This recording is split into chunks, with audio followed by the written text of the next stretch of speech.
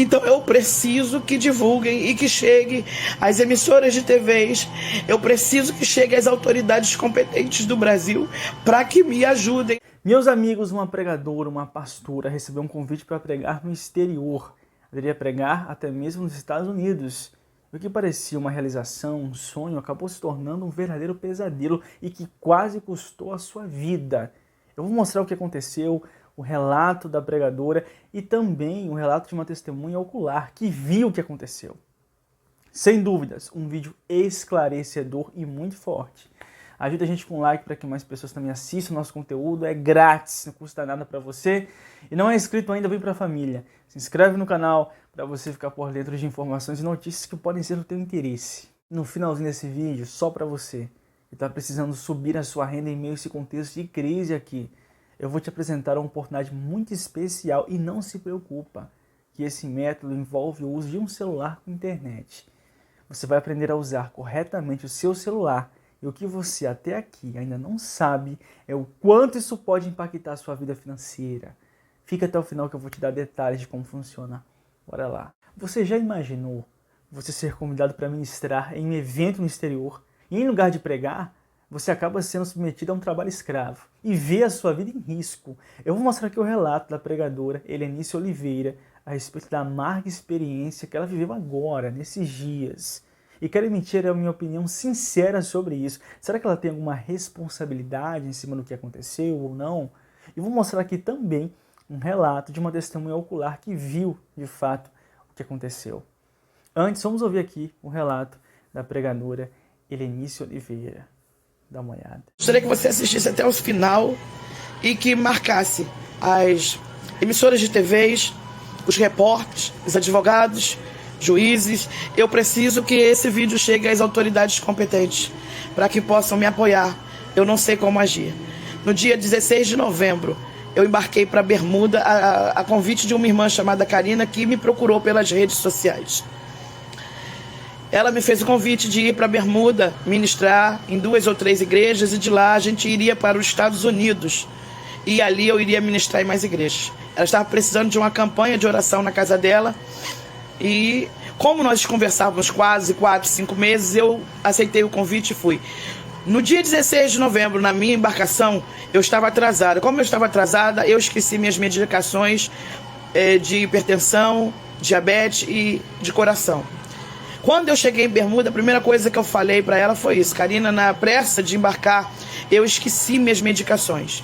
E aí ela, no dia seguinte, nós tiramos foto ali no aeroporto. Ela tirou foto comigo e me levou para casa, me colocou num quarto com suíte. No dia seguinte, ela falou: vamos procurar o teu remédio. Eu tinha levado a minha receita. Quando chegou na farmácia, a farmácia não aceitou por ser uma receita brasileira. Então ela me levou na casa do advogado dela, que eles tinham problema de coração. Eu tinha medicação na minha bolsinha, de bagzinha, para mais ou menos 5 dias. Ela arrumou para mim 9 comprimidos de pressão alta.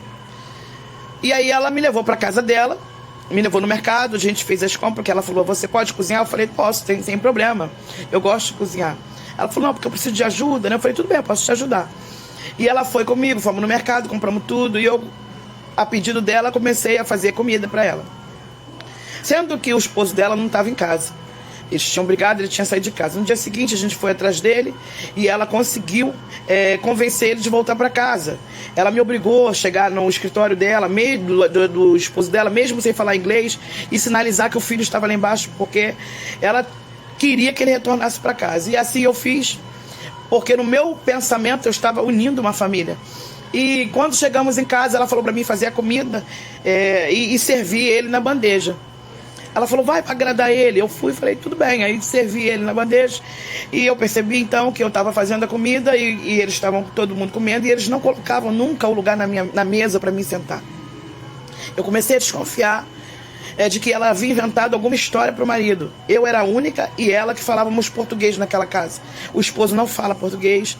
E aí eu falei com ela no dia seguinte: Porque ela veio reclamar de eu acordar tarde. Eu falei, mas você sabe que eu acordo tarde porque eu fico de madrugada atendendo as pessoas.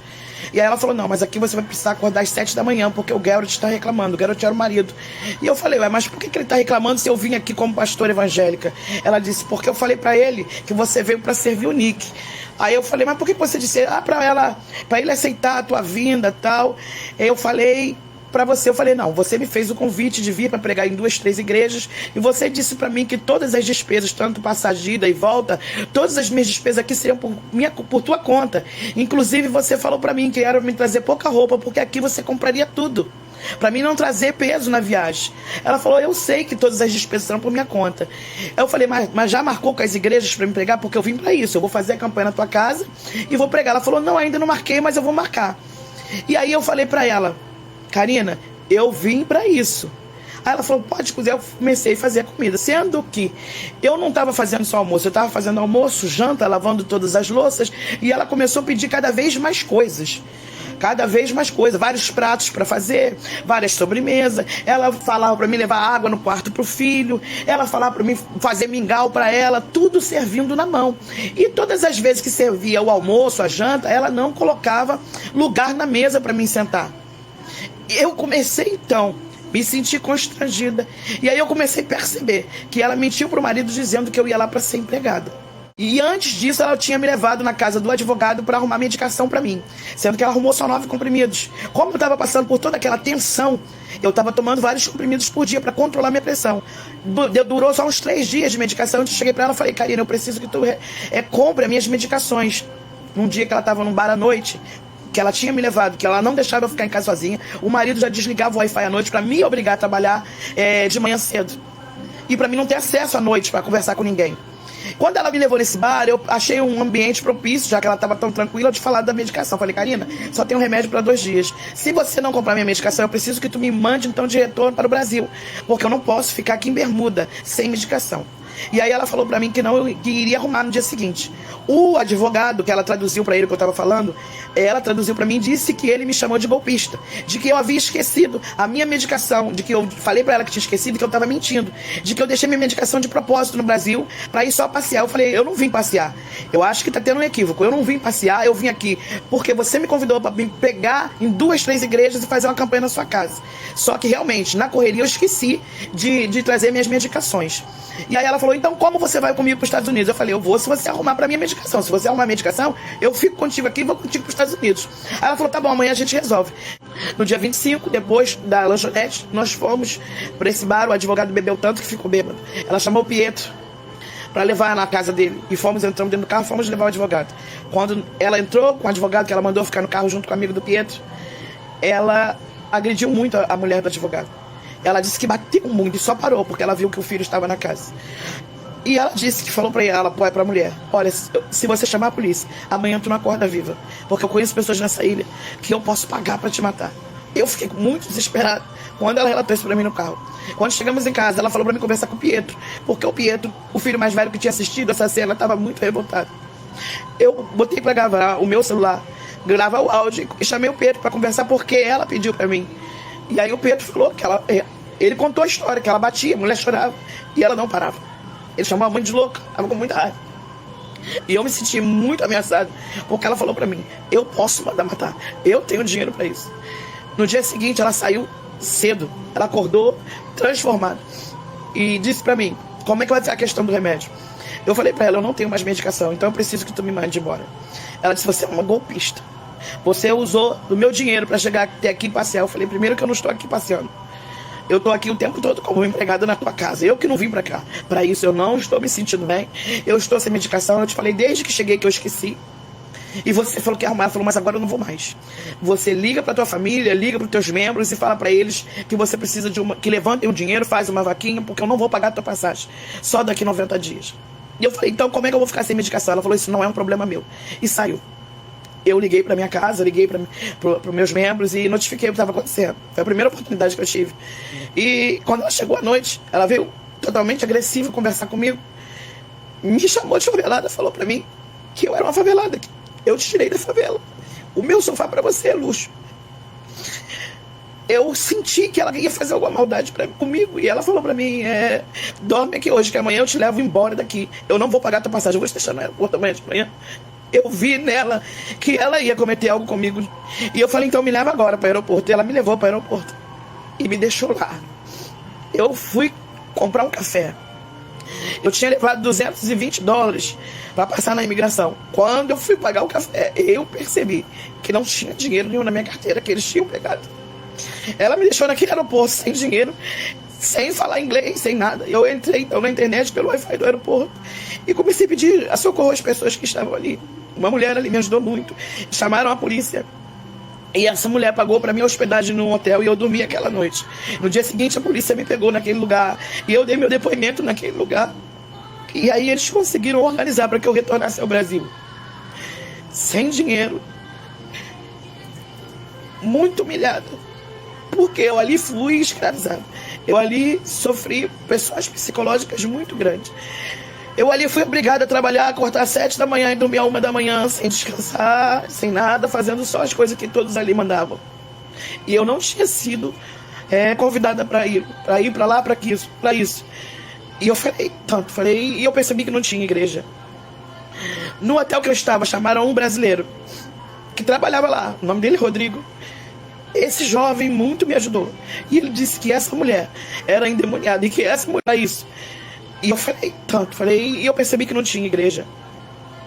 No hotel que eu estava, chamaram um brasileiro que trabalhava lá, o nome dele é Rodrigo. Esse jovem muito me ajudou. E ele disse que essa mulher era endemoniada e que essa mulher estava mentindo para mim. Que essa mulher me levou para lá para me fazer de escrava. Eu não tinha ainda parado para pensar que fosse isso. Eu falei, não. Ele falou, você não está entendendo. A senhora recebeu pelo trabalho? Eu falei, não. Ele disse, é mentira. Essa mulher não frequenta igreja. Ela é uma mentirosa. E aí me levaram para o setor de imigração e entraram em contato com o consulado e então conseguiram me trazer de volta para o Brasil. Mas eu estou aqui porque eu preciso denunciar essa mulher, porque eu descobri que essa mulher já cometeu vários crimes. Ela responde vários processos de agressões, então eu preciso que esse vídeo chegue às autoridades competentes, porque o que ela cometeu comigo foi um crime racial e outros que eu nem conheço. Então eu preciso que divulguem e que chegue às emissoras de TVs, eu preciso que chegue às autoridades competentes do Brasil para que me ajudem a processar essa mulher. E assim, gente, muito triste a experiência que essa irmã passou. E apesar do desfecho ter sido positivo, ela conseguiu voltar para o Brasil, está em segurança, está pregando novamente, mas apesar disso o trauma fica. E a vivência psicológica traumática pode doer mais do que uma intensa dor física. O desprezo, a humilhação, o constrangimento, o medo da morte. Então assim, sem dúvidas eu entendo o sofrimento dessa irmã, apesar da situação, felizmente, já ter terminado. E assim, ao mesmo tempo, eu considero que esse episódio serve de lição para a própria irmã em questão e para todos nós, da importância de se ter sagacidade no mundo que nós estamos. E é aquilo que Jesus disse, sede simples como as pombas, mas prudentes, sagazes como as serpentes. Até porque o mundo está mal. Existem muitos falsos cristãos. Então assim, para você ir atender uma agenda como essa, no exterior, no mínimo, você tem que conhecer bem a pessoa, essa pessoa representa qual igreja está apoiando a esse convite, acertar detalhes de passagem, isso é direito do pregador, do cantor, ter a sua passagem garantida de antemão. Assim, tudo isso tem que ser combinado, não pode simplesmente de forma ávida abraçar um convite e, como no caso da irmã, até esquecer os remédios, ignorando questões importantes que envolvem até segurança. Então isso é algo muito sério. Eu vi também que a irmã recebeu algumas críticas, algumas pessoas questionando o episódio porque ela não menciona e não mostrou nenhuma foto da pessoa que submeteu ela a toda essa vergonha. E de fato eu queria saber quem é essa pessoa, seria interessante conhecer essa pessoa, até para mais pessoas não serem enganadas, né?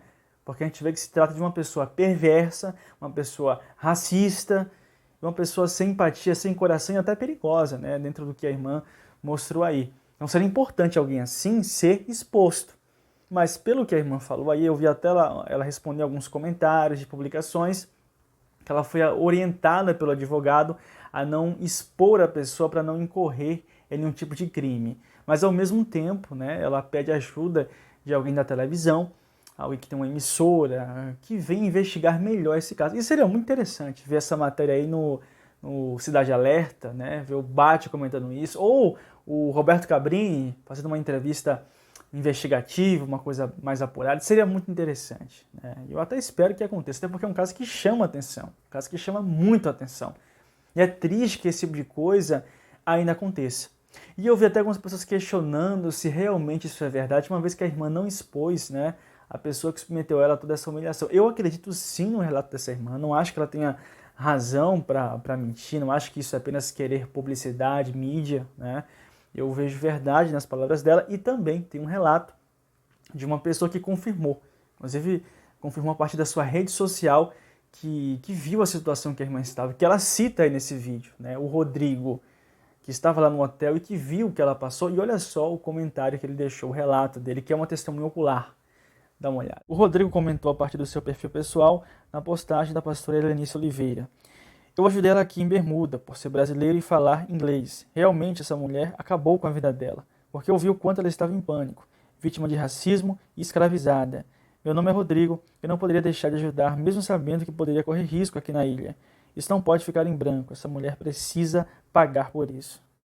Em resumo, eu acredito na versão da pregadora, e essa testemunha ocular confirma parte do relato dela. E acho que esse caso daria uma boa matéria jornalística. Seria muito interessante que esse caso fosse parar num Domingo Espetacular, fosse parar na Cidade Alerta. Seria muito interessante ver o Cabrini abordando aí esse caso. E eu gostaria também de ouvir o lado de lá, o lado da outra pessoa, apesar de até aqui acreditar na versão que essa pregadora passou. Eu mais uma vez digo que isso serve de lição, tanto para a própria pregadora como para todos nós. Precisamos ter sabedoria e sagacidade e prudência em um mundo cheio de tantas pessoas más e também de muitos falsos cristãos. De fato, a pregadora foi vítima de uma pessoa de má índole, mas ela poderia ter interrompido os abusos no início, se ela tivesse não aceitado. Quando a mulher começou a tratá-la como empregada, era a hora de não aceitar, de se impor. E se houvesse uma resistência, fizesse o que ela acabou fazendo na última hora, acionar os irmãos da sua igreja, pedir ajuda na internet, pedir ajuda ao seu esposo, fazer alguma coisa, mas não aceitar se submeter a esses abusos. Ela acabou prolongando muito o sofrimento dela, né? E isso fica de lição. E é isso o vídeo de hoje. Muito obrigado a sua participação aqui, a sua visualização. Que Deus abençoe imensamente mais você e a sua família. E conforme disse no início do vídeo, eu vou te apresentar agora uma oportunidade muito especial de ganhar dinheiro na internet. E não tem nada a ver com jogo, com aposta. Deus me livre disso. É de forma honesta, de forma segura. Você vai precisar de um simples celular, com conexão na internet, e você vai aprender a usar corretamente esse celular. E assim como a Bíblia diz que o povo perecia por falta de conhecimento, isso não se aplica apenas ao conhecimento espiritual, não. De uma forma geral, a falta de conhecimento te limita, te aprisiona, te impede de crescer, de prosperar, de evoluir. E é hora de quebrar isso na sua vida. Até quando você vai viver limitado dessa forma? E só para você ter uma noção, a audiência da TV aberta está diminuindo drasticamente porque a atenção das pessoas está se direcionando cada vez mais à internet, como a sua agora. Você está me assistindo pela internet.